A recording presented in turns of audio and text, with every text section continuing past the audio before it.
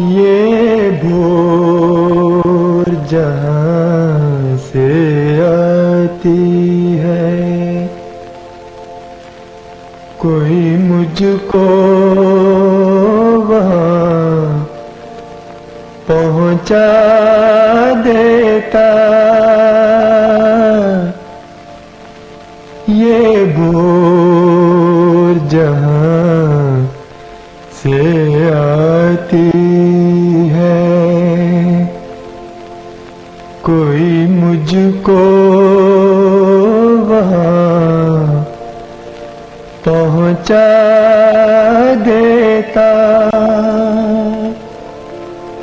जो दूर छुपा है पहाड़ों में, वो देश मुझे दिखला देता। वो देश मुझे दिखला देता।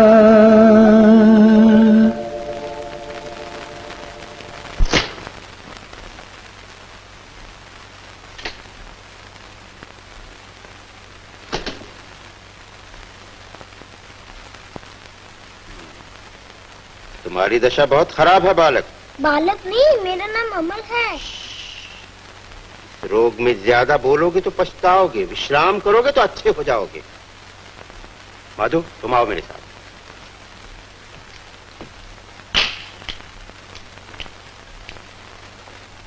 देखो, कमरे के बाहर बिल्कुल नहीं जाना। चिंता की कोई विशेष बात नहीं। चिंता वो तो मैंने खुद पाली है वैची। जब तक वो नहीं था किसी बात की चिंता नहीं थी मुझे। जब से उसे गोद लिया है मानो चिंता गोद ले ली है। कभी कभी तो ऐसा लगता है कि इतना बड़ा घर उसी पर टिका हुआ है, वो जरा भी इधर उधर होता है तो। आपका क्या विचार है वैची? वो कहीं यदि भाग में जीना बदा होगा तो अवश्य जिए, बहुत दिन जिए। परंतु वैदिक शास्त्रों में जो कुछ लिखा है उससे तो यही लगता है कि क्या शास्त्रों में लिखा है, शास्त्रों में लिखा है कि शास्त्रों में लिखा है कि पित्त हो या वायु, सर्दी हो या गठिया, ये सारे रोग एक ही तरह से होते हैं और इनका मूल कारण भी एक ही है। शास्त्रों को उठा उठा के मेरे सर पे न पटके वैची, अब तो और भी चिंता में डाल देते हैं। ये बताइए मुझे करना क्या होगा? रोगी को बहुत संभाल के रखना होगा, बहुत संभाल।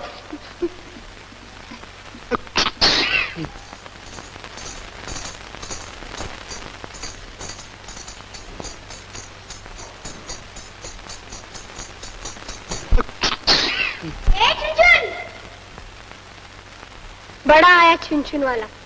तुम्हारी छुनछुन बहुत प्यारी है, जरा ठहरो ना। मैं ठहर कैसे सकती हूँ, देर हो जाएगी। मेरा भी जी नहीं चाहता ठहरने। तुम्हारे चेहरा सुबह के तारे जैसा फीका है, क्या हो गया है तुम्हें? पता नहीं है, वैद्य जी मुझे बाहर नहीं जाने देता। तो न जाओ, वैद्य जी की बात मानना चाहिए। जिद करोगे तो सब नाराज हो जाएंगे। बाहर ताकते ताकते थक गए। लो, ये खिड़की बंद कर दो। नहीं नहीं, खिड़की खुली रहने दो, बाकी तो सभी दरवाजे बंद है। तुम्हारा नाम क्या है? सुधा। करती क्या हो तुम? फूल चुना करती हो इस टोकरी में। ओह, फूल चुनती हो, इसलिए तुम्हारे पाँव इस तरह थिरकते हैं और घुंघरू चुन चुन चुन करते हैं। मेरा भी बहुत जी चाहता है बाहर निकलूं और सबसे ऊंची डाली जो दिखाई भी न दे, वहाँ पर से फूल तोड़ो तुम्हारे लिए। आहा, क्या तुम फूलों के बारे में उतना जानते हो जितना मैं जानती हूँ? क्यों नहीं, अगर वैद्य जी जाने दे तो झट घने जंगल में घुस जाऊं, तुम्हें तो रास्ता भी न मिले वहाँ। और ऊपर जहाँ वो शहद चूसने वाली चिड़िया झूला झूलती रहती है, मैं वहाँ चंपा का फूल बनकर खिलूं और वहाँ से टूट करके गिर पड़ूं तुम्हारी टोकरी में। कितने बेकी बातें करते हो तुम। तुम्हें ले जाकर क्या करूँगी मैं? मेरी माँ मालिन है, मालिन। दिन भर बहुत से हाल घुटने पड़ते हैं मुझे। तुम्हारी तरह या आराम से बैठने को मिले तो कितना मजा है। क्या दिन भर बैठी बैठी करोगी क्या? अपनी गुड़िया और बिल्ले के साथ खेला करूंगी। तुम्हारे पास बिल्ला भी है? हाँ, बड़ा सा, नीली आंखें है उसकी। हायराम, जाने दो, जरा देर रुको ना, बड़ी देर हो गई है, नहीं तो एक फूल भी नहीं मिलेगा। जरा देर देखो, चुपचाप बैठ रहो अच्छे लड़के की तरह। जब फूल लेकर वापस आऊंगी तो फिर बातें करूंगी तुमसे। और एक फूल भी दोगी? फूल कैसे दे सकती हूँ, वो तो बेचे जाते हैं। उधार दे देना, जब मैं बड़ा हो जाऊंगा और पहाड़ी के उधर जाऊंगा काम ढूंढने, तब दे दूंगा तुम्हारे पैसे। अच्छा ठीक है। फूल चुनकर यहाँ आओगी ना? आऊंगी। सचमुच आओगी? सचमुच आऊंगी।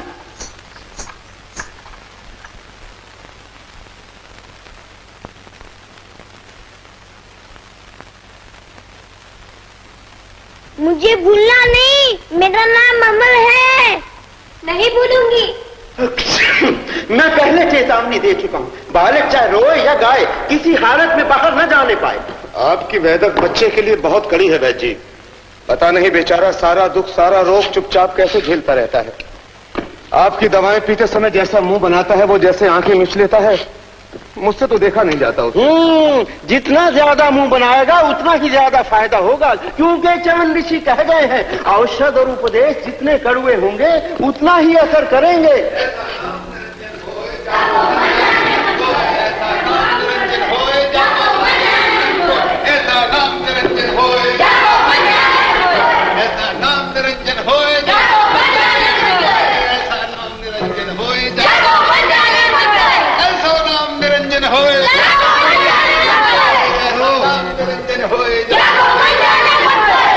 कहां से आ गई ये मुसीबत? आहा, ये मुसीबत किसे कह रहे हो माधव बाबू? मुसीबत नहीं तो और क्या हो तुम? अपनी औंधी सीधी बातों से बच्चों का दिमाग खराब कर देते हो। लेकिन तुम तो बुढ़े हो रहे हो और फिर तुम्हारा कोई अपना बाल बच्चा भी नहीं है, तुम्हें किस बात की चिंता है? एक बच्चा ले आया हूं भाई मैं। अच्छा, हाँ। बच्चों, चिड़िया कहाँ से आती है और कहाँ चली जाती है? क्या करती किसको प्यार, वो किसको देख के उड़ जाती है? ऐसा नाम निरंजन होए, ऐसा नाम निरंजन होए। फुर फुर करके चिड़ियों को उड़ा सकते हो तुम, बीमारी को नहीं उड़ा सकते। माधव का बच्चा बीमार है, चढ़ते जाड़े की धूप चाहे नमी, पवने पी चाहे धर्मे पी, दोनों से हानि पहुंच सकती है इसको। यार, तुम वैद्य जी की कड़वी कड़वी दवाइयां पिलाओ, बीमारी उड़ती कैसे है वो मैं दिखाऊंगा।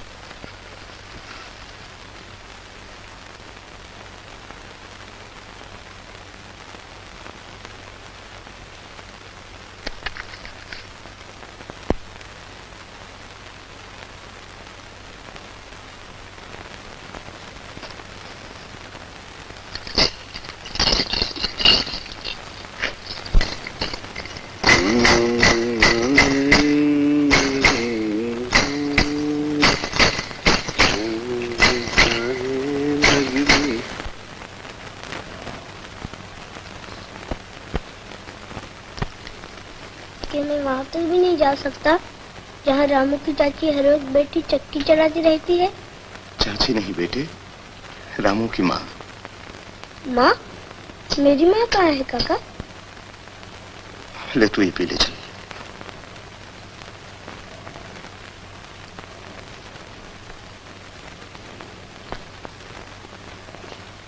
ये चक्की हर वक्त क्यों चलती रहती है? काका, वो देखो गिलहरी ने कैसे मजे से दुम उठाकर अपने नन्हे पंजों से दाल चुनकर कुटर कुटर फुटक रही है। कि मैं वहाँ तक हुआऊं भाग के? नहीं बेटा नहीं।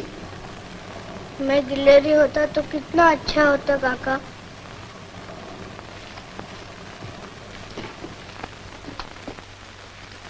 आप मुझे बाहर क्यों नहीं जाने देते काका?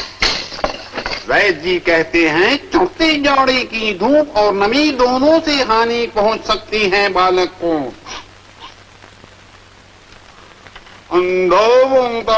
बाबा एक रोटी का दोस्त, जीतते रहो बेटा जीतते रहो।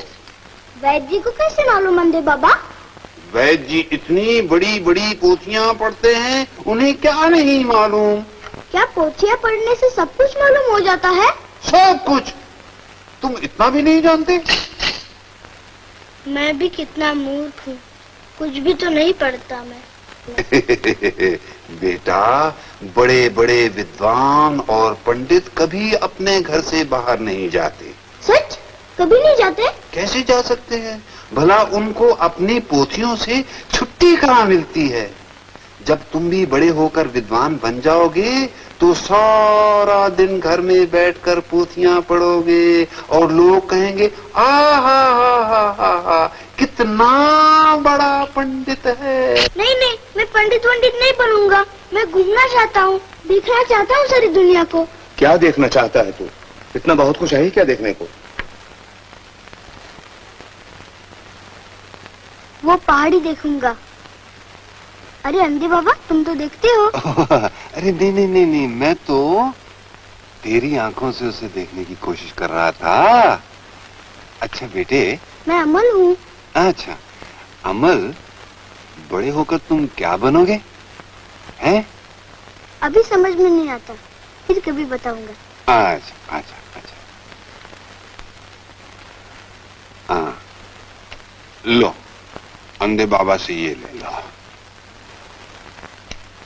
अच्छा है ना? अच्छा मैं आप चलता हूँ। मौला के प्यारे नगरी में बोलो, अल्लाह के बंदे नगरी में बोलो, अल्लाह। मैं भी अंधा होता तो कितना अच्छा होता। इसी तरह लाठी के सहारे चलता रहता उस पहाड़ी के पार।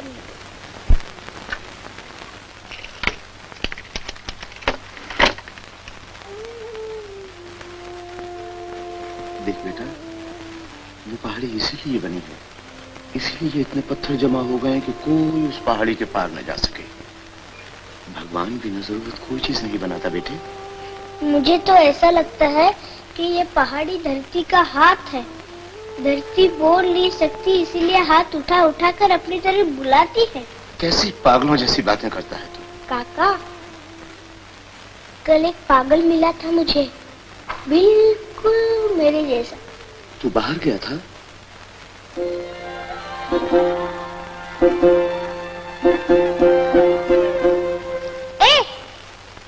ये पोटली लेकर कहाँ जाओगे? पहाड़ी के उस पार। पहाड़ी के उस पार क्यों जाओगे? काम ढूंढने। क्या काम भी ढूंढना पड़ता है? बहुत बेटे बहुत। कितने आदमी काम की तलाश में मारे फिरते हैं। आहा, कितना मजा आता होगा। मैं भी उन्हीं की तरह मारा फिरूंगा और काम ढूंढूंगा। और ढूंढने पर भी ना मिला तो? तब तो और मजा आएगा। काम ढूंढते दूर निकल जाऊंगा, बहुत दूर।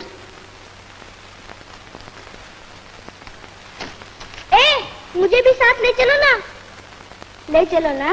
फिक्र मत कर, काम मिलेगा तो तुझे फौरन बुलवा लूंगा। हैं? मेरा भी बहुत जी चाहता है काम ढूंढने जाऊं और रास्ते भर में चने खाते जाऊं। पहले अच्छे तो हो जाओ बेटे। देखो मन, बिस्तर पे से उठ नहीं।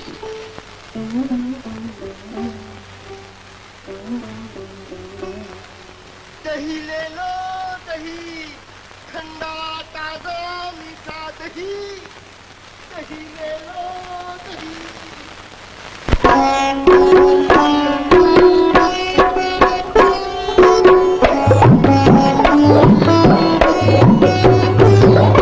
ताजा दही ले लो ताजा दही, ताजा दही ले लो ताजा दही। बूढ़ा भी खाए बच्चा भी खाए, खाए मजे लेके राजा दही। ताजा दही ले लो ताजा दही, ताजा दही ले लो ताजा दही।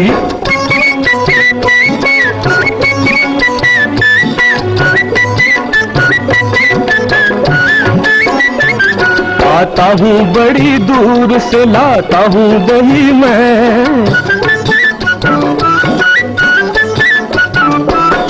आता हूँ बड़ी दूर से लाता हूँ दही मैं। जो काम की है बात बताता हूँ वही मैं। खाओ न भाई कड़वी मिठाई, कर देगा तुमको अच्छा दही। ताजा दही ले लो ताजा दही, ताजा दही ले लो ताजा दही।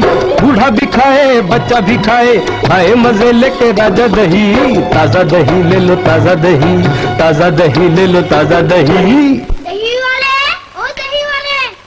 अबे क्यों गला फाड़ फाड़ कर चिल्लाता है? लेना है दही?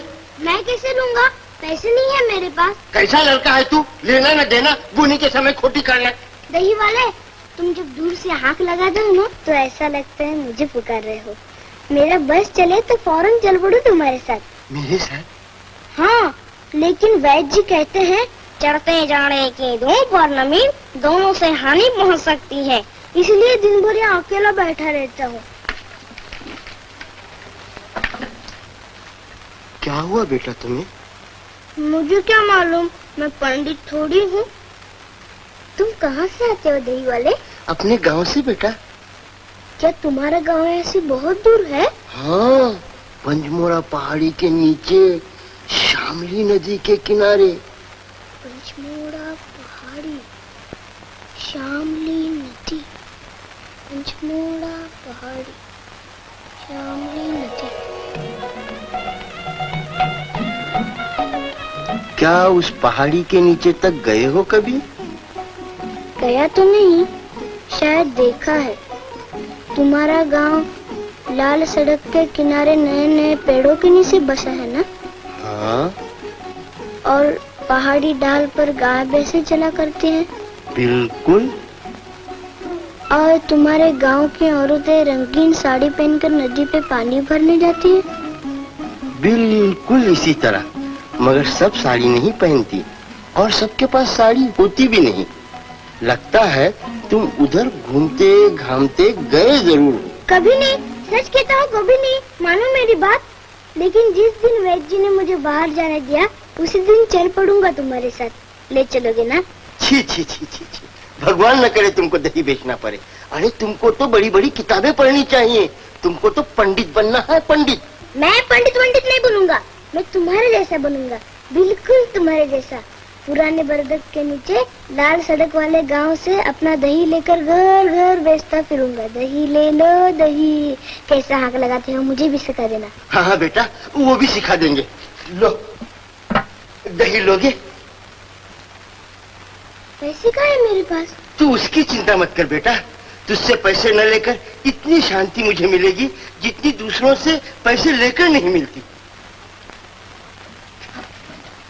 दही ले लो दही, ठंडा ताजा मीठा दही। दही ले लो दही, ठंडा मीठा ताजा दही।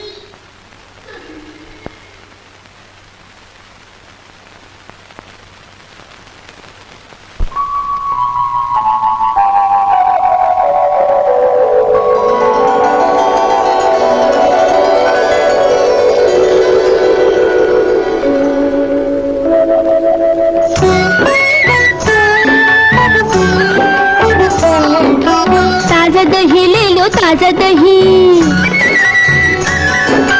ताजा दही ले लो ताजा दही।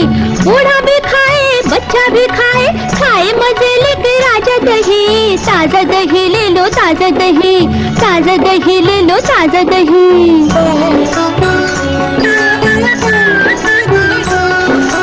बच्चा खाए बड़ा हो जाए, रोगी उठ के खड़ा हो जाए।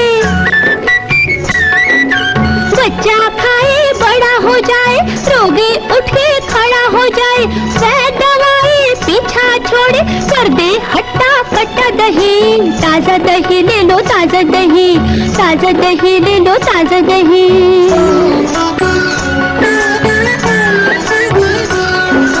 मुंह में तुम्हारे दांत नहीं है, पेट में बाकी आंत नहीं है।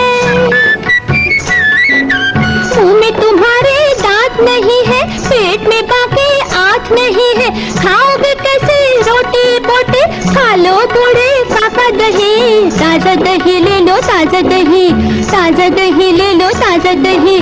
बूढ़ा भी खाए बच्चा भी खाए, खाए मजे लेके राजा दही। ताजा दही ले लो ताजा दही, ताजा दही ले लो ताजा दही।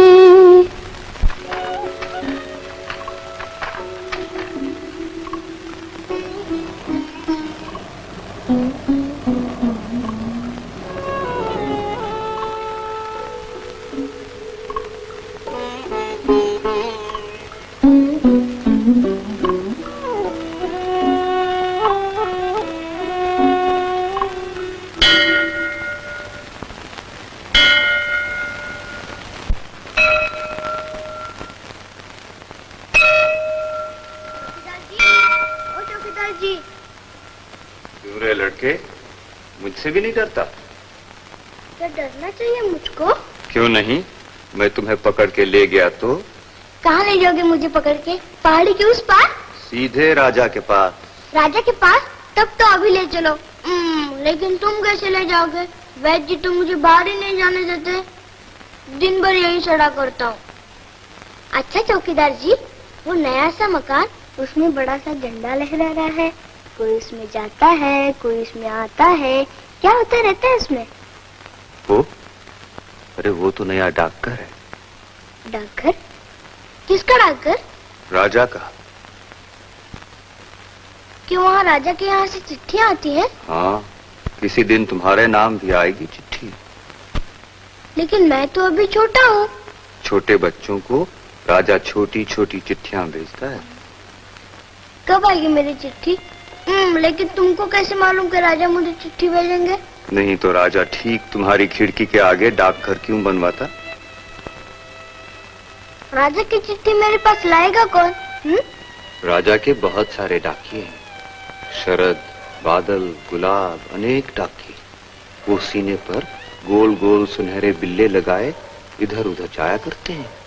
कहाँ जाते हैं वो? देश भर में, एक एक घर पर। मैं भी बड़ा होकर राजा का डाकिया बनूंगा। डाकिया? डाकिया बनना खेल नहीं है। धूप हो चाहे बारिश, सर्दी हो या गर्मी, घर घर चिट्ठी पहुंचाना पड़ेगी। तभी तो ये काम अच्छा लगा है मुझे। तुम मुस्कुराते क्यों हो? तुम्हारा काम भी बहुत अच्छा है। वो मुखिया जी आ रहे हैं। काम छोड़ के तुम्हारे साथ गप लगाते हुए देख लेंगे तो शामत आ जाएगी।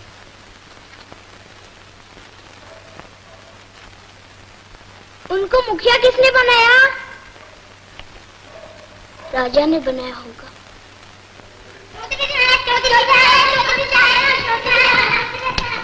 मुखिया जी! लड़के क्यों चिख रहा है? राम राम मुखिया जी। अरे राम राम, क्यों चिल्ला रहा है? आप गांव के मुखिया हैं? हाँ। सब आपकी इज्जत करते हैं ना? किसकी मजाल है जो इज्जत न करे? कि राजा के डाकिया भी आपका हुक्म मानते हैं? हाँ, सबको मानना पड़ता है। हुक्का। तो आप डाकिया से कह दीजिएगा, वो लड़का खिड़की पर खड़ा रहता है ना, वही अमल है। मैं कह दूं? मैं क्यों कह दूं? शायद मेरी कोई चिट्ठी है। तुझे तुझे कौन चिट्ठी लिखेगा? राजा। राजा? हुक्का, राजा जरूर लिखेगा तुझे चिट्ठी। तुम्हारा लंगोटिया यार जो है, लगता है बहुत दिनों से मुलाकात नहीं हुई तुम्हारी। राजा बहुत बेकरार होगा तुम्हारे लिए। तुम इतनी कड़वी बातें क्यों करते हो मुखिया जी? कोई भूल हुई मुझसे? भूल? और तुमसे हो सकती है? माधव इतना बड़ा हो गया है, इतनी दौलत बटोर ली है इसने कि राजो नवाबों की बात करते हैं उसके घर वाले। एक दिन हत्थे चढ़ गया तो तिगनी का नाच नचा दूंगा बच्चों को। अभी भिजवाता हूं तुम्हारे नाम राजा की चिट्ठी। आप तकलीफ न करिए। तकलीफ कैसी? उधर तुम्हारा नाम राजा ने सुना और इधर दौड़ पड़ा। हो सकता है कोई हरकारा आ ही रहा हो तुम्हारी खबर लेने। अगर माधव को तिगनी का नाच न नचाया तो मेरा नाम चौधरी नहीं।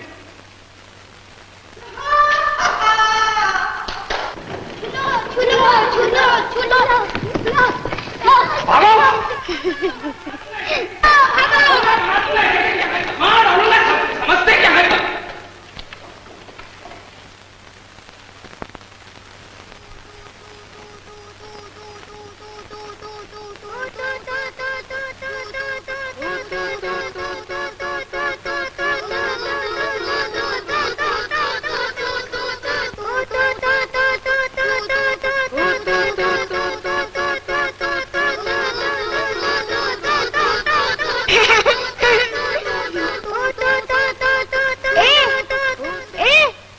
मेरे साथ भी खेलो ना। खेलना हो तो बाहर आओ। मेरे पास आकर खेलो। बाहर आना हो तो आओ, नहीं तो बाहर में जाओ।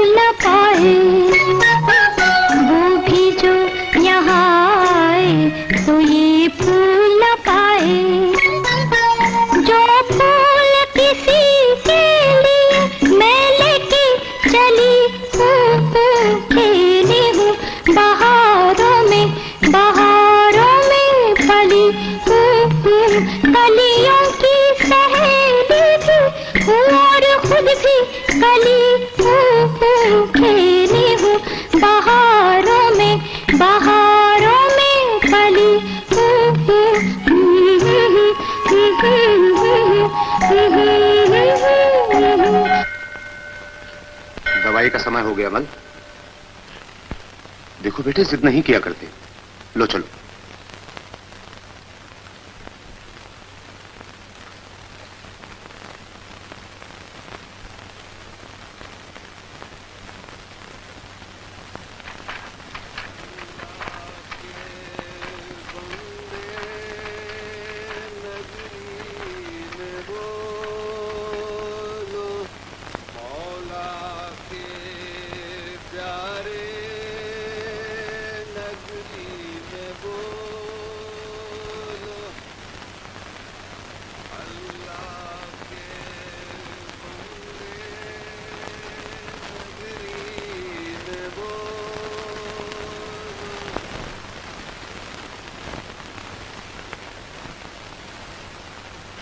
चौकीदार जी,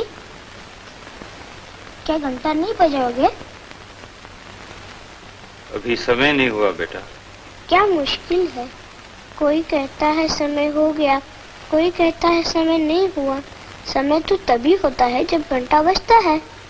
नहीं बेटा, घंटा तब बजता है जब समय होता है। तुम्हारे घंटे की आवाज मुझे बहुत अच्छी लगती है।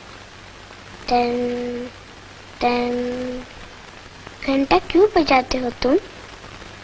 मैं घंटा बजाकर सबको बताता हूँ कि समय किसी के लिए नहीं ठहरता, गुजरता जाता है, चला जाता है। चला जाता है? कहाँ चला जाता है? यही तो कोई नहीं जानता। मेरा भी बहुत जी चाहता है समय के साथ उड़कर वहाँ पहुँच जाऊँ जहाँ का हाल कोई नहीं जानता। वहाँ तो एक दिन सभी को जाना है बेटा। क्या मुझे भी? हाँ, तुम्हें भी। लेकिन वैद्य जी तो मुझे बाहर ही नहीं जाने देते। वैद्य जी से बड़ा एक वैद्य आता है जो सबको मुक्त करा देता है। बड़े वैद्य जी कब आएंगे? कब मुक्त कराएंगे मुझे? समय हो गया बेटा, मैं जाता हूँ।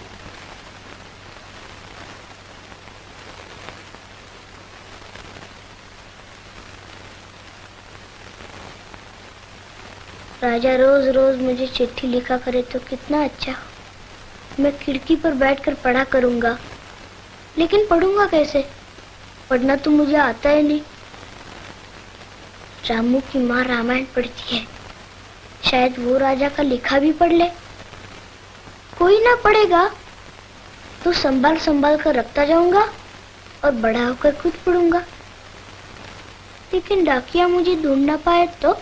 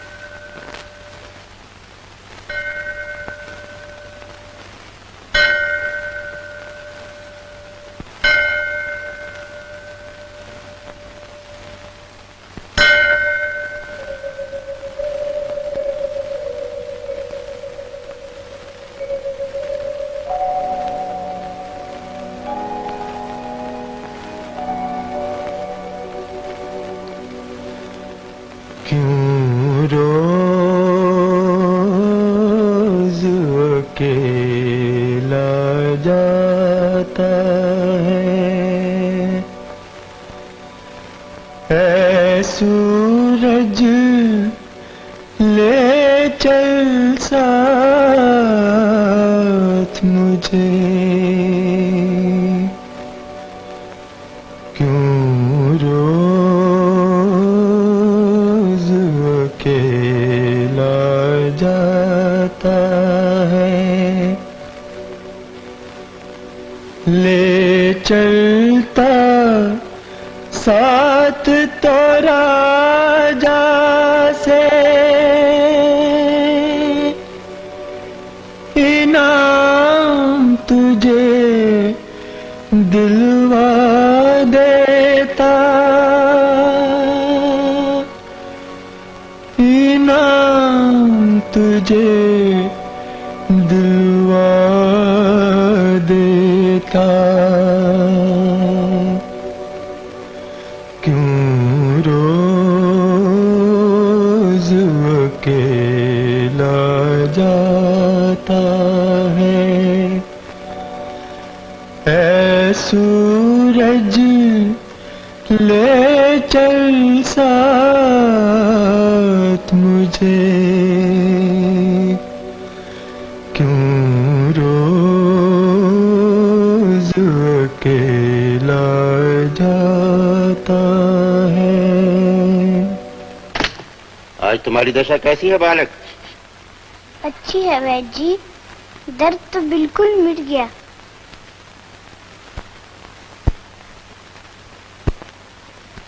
बालक की ये मुस्कान और पीड़ा का गायब हो जाना दोनों बातें बहुत खतरनाक, क्योंकि चक्रधान ने लिखा है। भगवान के लिए इस वक्त तो चक्रधान को छोड़िए वैद्य जी। लगता है अब ज्यादा नहीं चलेगा। हे भगवान, मैं चेतावनी दे चुका था, हवा लग गई बालक। लेकिन मैंने बाहर कदम नहीं रखने दिया, फिर कैसे लग गई हवा उसको? आज की हवा में बड़ा जहर है, बाहर के दरवाजे पर ताला डाल दो, आने जाने वालों का आना जाना बंद, और ये खिड़की भी। धूप आती है, दूर से बच्चे के रूप खराब लोगों के लिए अच्छा नहीं। शाम को इससे धूप आती है, बालक ठीक से सो नहीं पाता। नींद बहुत आवश्यक है। एक बहुत तेज दवा तैयार की है, आके ले जाना, और ये आखिरी दवा है।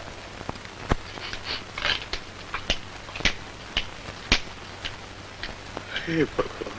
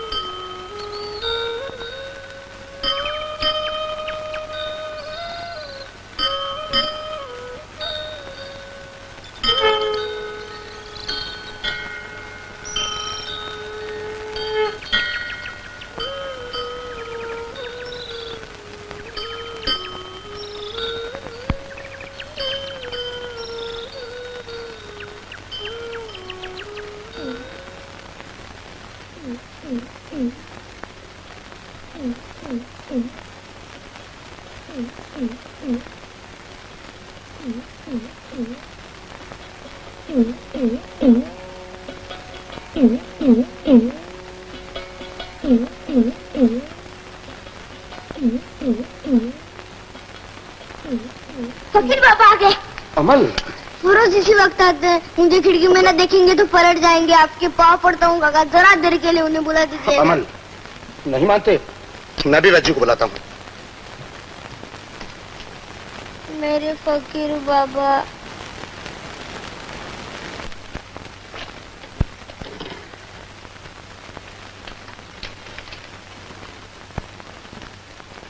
तुम आज फिर फकीर हो? मैं भगवान ही जानता है कि क्या नहीं हो तुम।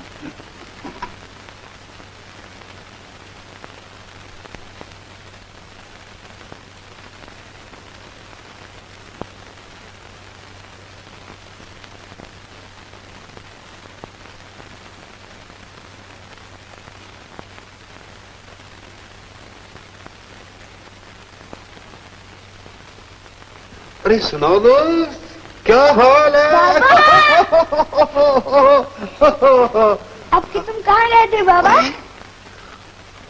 हाँ, चिड़ियों के टापू, और कहाँ, सीधा वहीं से तुम्हारे पास आ रहा हूँ। चिड़ियों का टापू?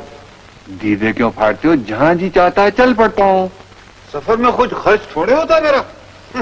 बाबा कितना मजा आता होगा तुम्हें। देखो बाबा, तुमने मुझे वादा किया है, जैसे मैं अच्छा हो जाऊंगा उसी दिन ले चलोगे अपने साथ। जरूर बेटा जरूर, मैं तुझे सफर के ऐसे ऐसे गुर बताऊंगा कि पहाड़, जंगल, समुंदर, कोई भी तेरा रास्ता नहीं रोक सकेगा। क्यों अपनी औंधी सीधी बातों से बच्चे का दिमाग खराब करते हो तुम? यार अमल, पहाड़ और जंगल से तो मैं जरा नहीं घबराता, लेकिन जब तुम्हारे काका और वैजी से पाला पड़ जाता है ना, तो मेरा बना बनाया खेल बिगड़ जाता है। नहीं, काका वैद्य जी से कुछ नहीं बताएंगे। नहीं बताएंगे ना काका, मैं इसी तरह चुपचाप पड़ा रहूंगा, सबकी बातें मानूंगा, लेकिन जिस दिन अच्छा हुआ उसी दिन चल पड़ूंगा तुम्हारे साथ। ये जाने जाने की क्या रट लगा रखी है बेटा? इन बातों से बड़ा जी घबराता है। मैं भी दवाई लेके आता हूँ।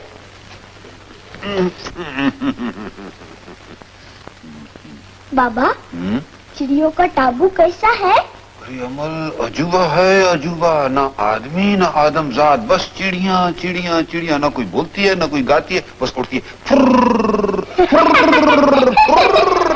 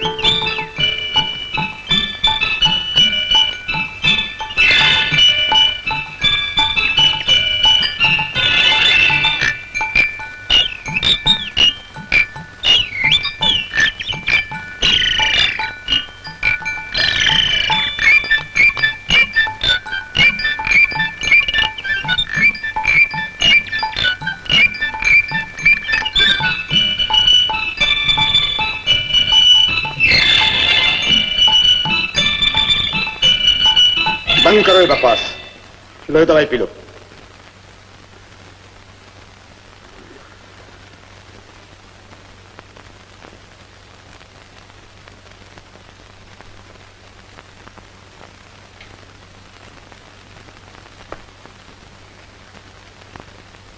मैं चिड़िया होता तो कितना अच्छा होता बाबा। चिड़िया होता तो चिड़िया कैसे बन सकता है? तूने तो दही वाले से कहा हुआ है कि तू बड़ा होकर दही बेचेगा, और चिड़ियों के में ये लेन देन नहीं चलेगा भाई। हाँ काका, वो दही वाला आया था? क्यों ना आता बेटा, वो कोई तुम्हारे बाबा की तरह चिड़ियों के टापू में मारा मारा थोड़े फिरता है। एक हांडी दही दे गया है तेरे लिए, कहता था शहनाई वालों को ढूंढने जा रहा हूँ, तेरी भतीजी की सगाई है। हाँ, वो तो अपनी भतीजी की सगाई मुझसे करने वाला था। अब फंसे मुश्किल में। कहता था मेरी भतीजी तुम्हारी नन्ही सी दुल्हन बनेगी। रोज शाम को जब सूरज बहुत दूर चला जाता है, वो अपना छोटा सा घूंघट उठाकर बाल से भरेगी।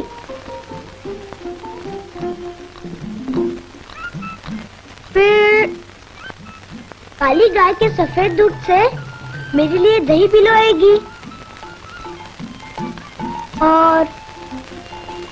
और मैं चिट्ठी बांटते बांटते बहुत दूर चला जाऊंगा, तो वो चांदनी रात में मुझे लाल सड़क पर ढूंढेगी।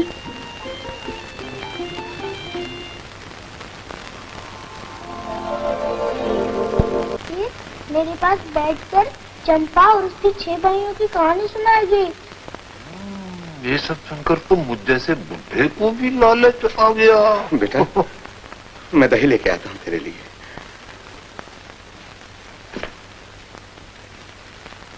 पापा, काका जी चले गए, अब जल्दी से बता दो, डाकघर में मेरे लिए राजा की चिट्ठी कोई आई है क्या नहीं? मेरे ख्याल में चिट्ठी चल चुकी है, अब कहीं रास्ते में होगी। रास्ते में? किस रास्ते में? पहाड़ी की उस तरफ? नहीं तो तुम्हें तो सब मालूम है। बहुत दिन पहले उस रास्ते से मैं गुजर चुका हूँ। बाबा, वो देखो, राजा का डाकिया।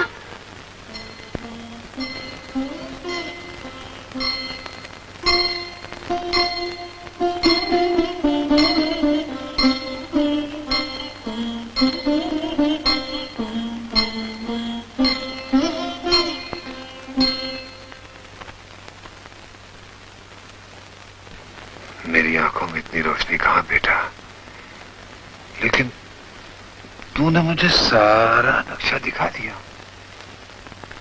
बाबा, क्या तुम उस राजा को जानते हो जिसका ये डाकघर है? हाँ, क्यों नहीं जानता। रोज उसके पास भीख मांगने जो जाता हूँ। अच्छा हो जाऊंगा तो मैं भी उसके पास जाऊंगा भीख मांगने। मांगने की जरूरत ही नहीं पड़ेगी, वो तुझे सब कुछ अपने आप दे देगा। नहीं, मैं उनकी डोरी पर जाऊंगा और जोर से कहूंगा महाराज की जय, और तंबूरी की आवाज पे नाच नाच कर भीख मांगूंगा, तब मजा आएगा। मुझे भी अपने साथ ले चलना बेटा, शायद थोड़ा सा हिस्सा मेरा भी बढ़ जाएगा। पर बेटा तुम मांगोगे क्या? मैं उनसे कहूंगा मुझे अपना डाकिया बना लीजिए। मैं हाथ में लालटेन लेकर घर घर में आपकी चिट्ठियां पहुंचाऊंगा।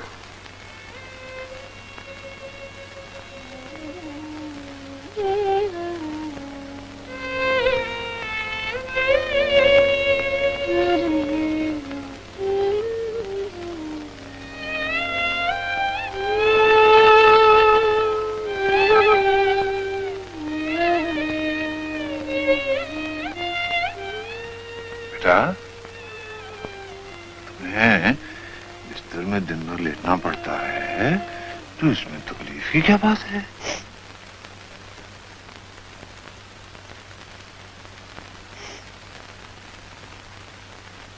सोचता हूँ चिट्ठी में जो कुछ लिखा हुआ वो पढ़ूंगा कैसे? उस पर तुम्हारा नाम होगा, यही काफी है। तुम दोनों ने किस मुसीबत में डाल दिया मुझे। चारों तरफ ये खबर फैला रखी है कि राजा ने तुमको चिट्ठी भेजने के लिए डाकर खुलवाया है, और मुखिया ने ये खबर राजा के कान तक पहुंचा दी है। राजा के कान तक तो सब खबरें पहुंचती हैं, ये पहुंच गई तो कौन सा गजब हो गया? तुम दोनों अपने साथ साथ मुझे भी तबाह कर दोगे। बाबा, क्या राजा नाराज हो जाएंगे? बाबा नहीं नहीं नहीं, तुम्हारे जैसे बच्चे और मेरे जैसे फकीर से कैसे नाराज हो जाएंगे? और अगर हो जाएंगे तो मैं भी समझ लूंगा उनको। क्या समझते अपने आप को? तू फिक्र न कर। सुबह से मेरी आंखों के सामने अंधेरा छा रहा है, हर चीज धुंधली हो जाती है, मुझसे बातें भी नहीं की जाती है, बस पड़े रहने का जी चाहता है।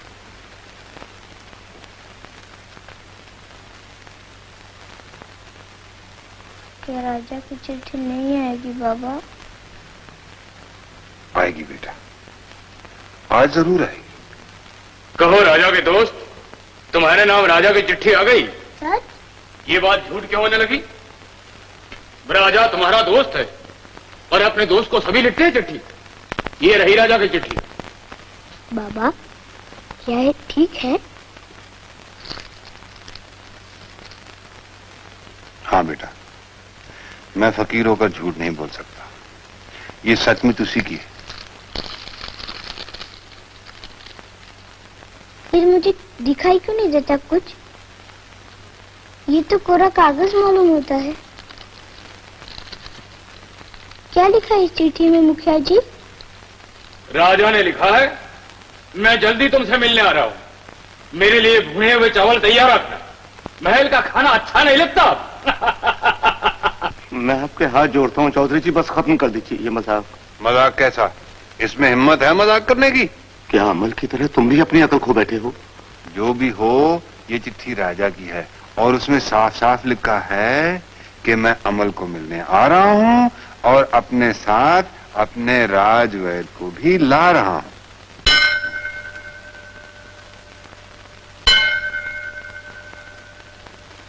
रात का पहला पहर। क्या ध्रुव तारा ऊपर आ गया बाबा?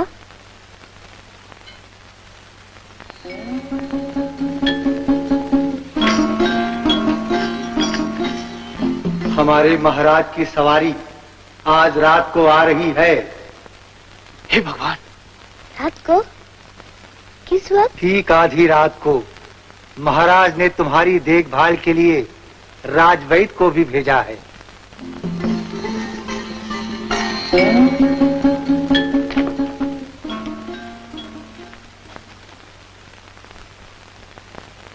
ये क्या? यहाँ इतनी घुटन है? दरवाजे खिड़कियां सब खोल दो।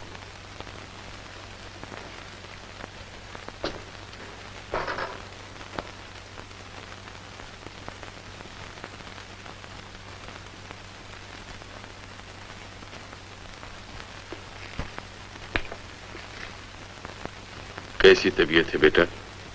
अच्छा हूँ, बिल्कुल अच्छा हूँ। दर्द भी मिट गया, अंधेरा भी। अब मैं दूर तक देख सकता हूँ। जब आधी रात महाराज आएंगे उनके स्वागत के लिए उठ सकोगे? जरूर। मैं तो चलने फिरने के लिए कब से तड़प रहा हूँ। ये आदमी यहाँ नहीं रह सकता। इन्हें रहने दीजिए राजभैया जी। राजा की चिट्ठी यही लाए थे मेरे लिए। खैर, तुम चाहते हो तो रह सकता है। बेटा, महाराज तुम पर मेहरबान हैं, खुद आ रहे हैं, उनसे जरूर कुछ ना कुछ मांगना। अपनी हालत तो जानते ही हो तुम। आप चिंता मत कीजिए काका जी, मैं उनसे जरूर मांगूंगा। क्या मांगेगा तू? मैं उनसे कहूँगा मुझे अपना डाकिया बना लीजिए। हे भगवान! मैं देश भर में घूम घूम के आपकी चिट्ठियाँ पहुँचाऊंगा। बस यही मांगेगा तू? काका, जब महाराज आएंगे तब उन्हें भेंट क्या देंगे? उन्होंने भुने हुए चावलों का हुक्म दिया है। देखिए मुखिया जी, आप ही की बात सच्ची। मेरे घर किसी को भेज दो, अच्छे चावलों का इंतजाम हो जाएगा। तुम लोग खामोश हो जाओ, इसे नींद आ रही है।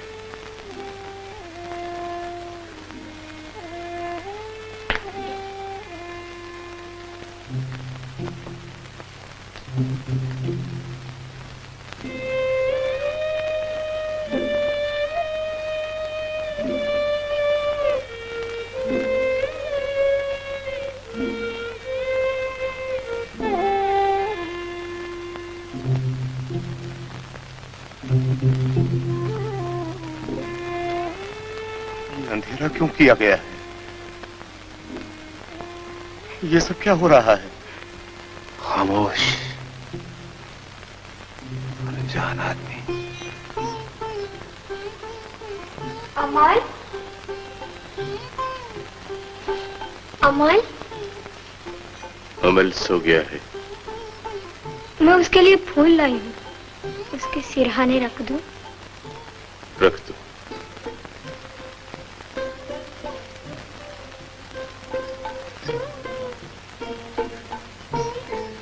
अमल कब उठेगा?